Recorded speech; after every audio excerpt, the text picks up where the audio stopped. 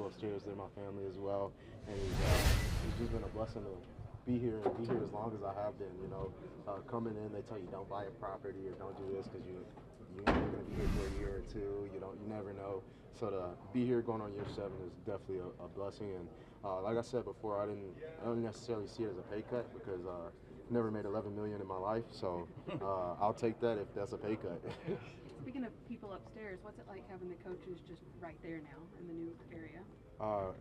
This is state of the art. I get lost. Like I had to stop and ask coaches, hey, how do I get here? How do I get here? But it's amazing. I'm just glad they continue to put into us and make things easier for us and give us the best of the best. You are now one of the real veterans on this team. It's a young team. Does it feel different as far as the vibe? No, I wouldn't say just hungry. Guys are hungry, ready to prove themselves. We know we're being doubted, but we're not going to let anybody write our story. We're going to write our own story. How different does it feel to be doubted instead of hunted? I've been doubted my whole life, so it's nothing new for me. So I just smile, and that chip on my shoulder just keeps growing bigger. And at the end of the season, we'll look up and we'll have improved a lot of people wrong. People were saying yesterday it feels like year 1 for him all over again, as if he's like at a new destination. Does it feel that different that it feels like a new beginning? A little bit, like in terms of like being for myself as well, just being a vet, speaking up more in meetings, different things like that. And because we have some younger guys, so is back kind of nail the details, nail the fundamentals. When you're in a system for a while, you not necessarily nailing the details, but then you really hone in on every little thing. Like you can break down the craft when you've been in the offense for so long. You know the basics of everything, so now you can really hone in on it. But so now it's kind of starting from the beginning, just teaching them all the fine details and why we're doing it and what we're looking for on certain plays and why we're in this alignment and like I said, what we're trying to get accomplished. So guys have leaned on you a little bit in that regard? Yes, sir, definitely. And we always all lean on each other. AJ's been here, Patrick Taylor's been here, Tyler Davis has been here, Josiah DeGuara has been here. So and then up front, Elton Jenkins, David Bakhtiari, those guys have been here. This Josh Myers, all those guys have been here. So we all lean on each other. It's not all just on me. It's all of us, and we do it as a team. And we're excited about it, though.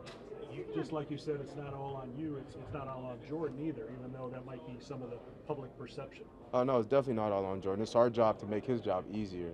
Take that stress off of him. Make sure all the other 10 players know where they're lined up, know what we're doing, so he's not in the middle of a play trying to get somebody lined up, or he can just focus on his reads and play the game as fast as he can. So it's our job to make his job easier.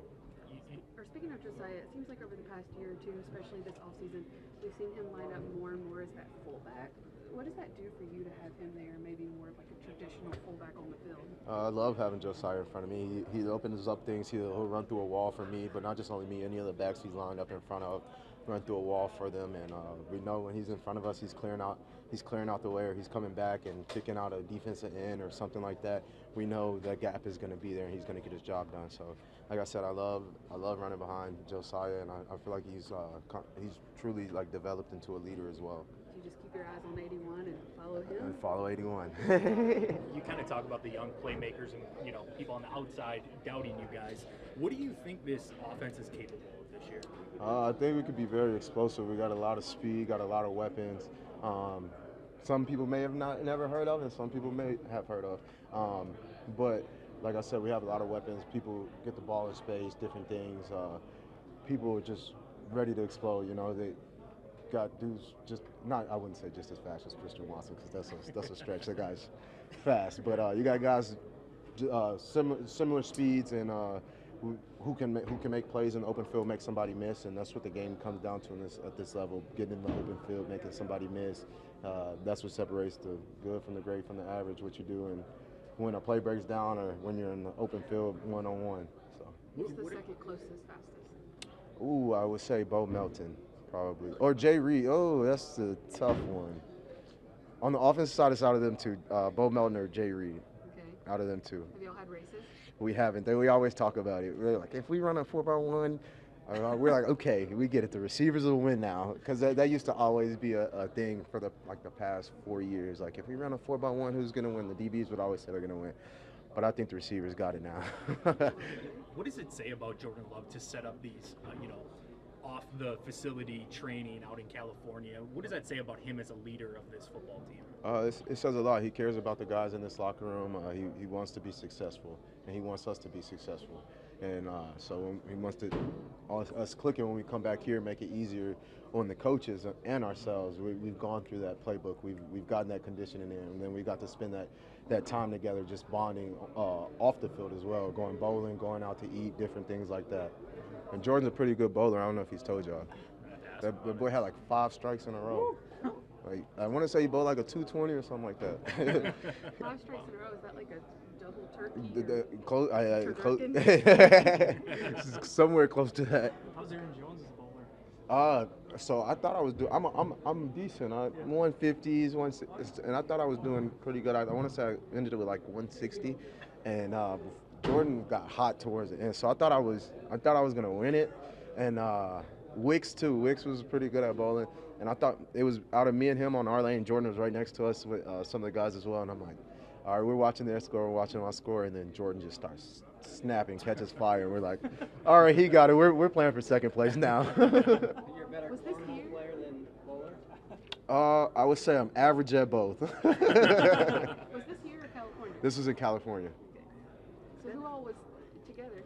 It was me, Jay Reed, Wicks, Jeff Cotton, Danny Etling. Ooh, who else? Jordan.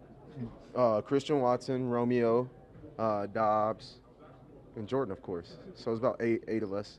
What was that experience like actually having, because you were out there with them before, but actually having 7-8 guys all together for that? It made it fun. Like I don't know if that's a word, but it made it fun. Just getting that time together that you don't normally get to spend. You're in the facility all day, and then from there you would just want to go home and go to sleep or spend time with your family. So just really being able to bond, getting to know each other on a different level, and then just enjoying each other, laughing, going out to eat, finding out some of each other's interests, and I feel like that's how you grow as a team and grow as a family.